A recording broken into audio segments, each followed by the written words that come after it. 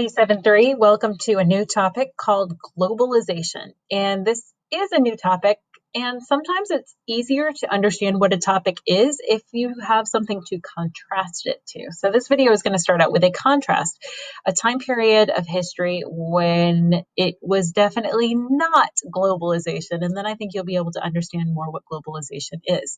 So, here's the contrasting example. Europe, circa 1100, this is the Middle Ages in Europe, was definitely not globalization. In fact, it was the complete opposite. Most people in Europe were living as serfs, like this guy here.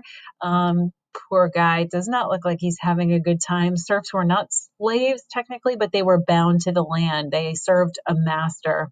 And serfs did not live in a globalized world.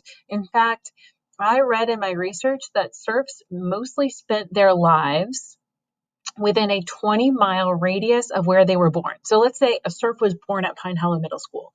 The entire life of that serf would be spent within this border. So sure, the serf might have visited Durham or Chapel Hill, but not Greensboro, Winston-Salem, or Wrightsville Beach.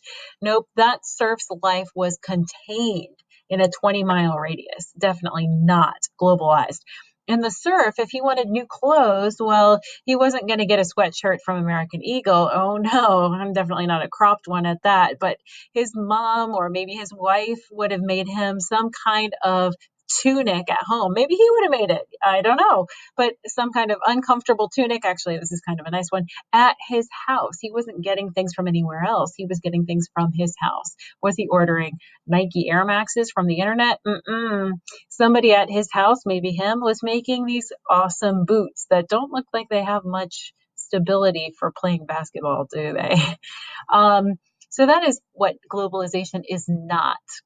When life is completely localized and things are made at home, like during the Middle Ages around 1100, that is not globalization. The world has changed so much since then. Globalization means the process of interaction and integration among people, companies, and governments worldwide. And you can kind of see the graphic that I chose for the background of this slide, places all around the world connecting. And it is made possible by recent innovations in technology, especially transportation, like airplanes and better ships, trains as of the 1860s, and communication, especially today with the internet, and even more so the smartphone.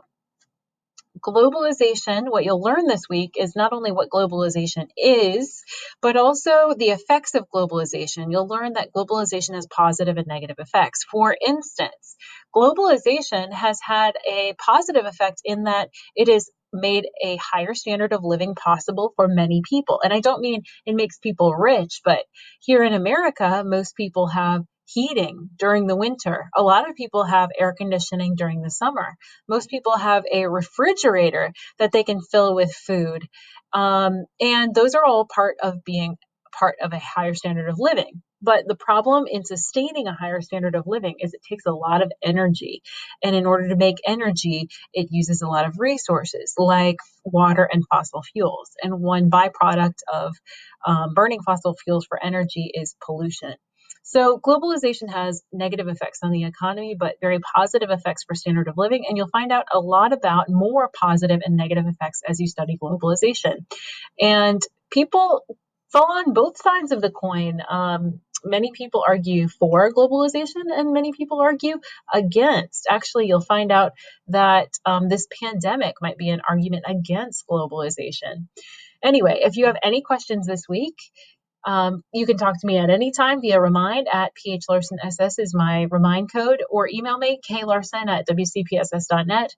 I'm live on Thursdays from 2 to 3 p.m. You can join me with the nickname Larson Social Studies in Google Meet. I hope you enjoy learning about globalization this week, and it's our second to last full week of school. I can't believe it. Enjoy. Bye.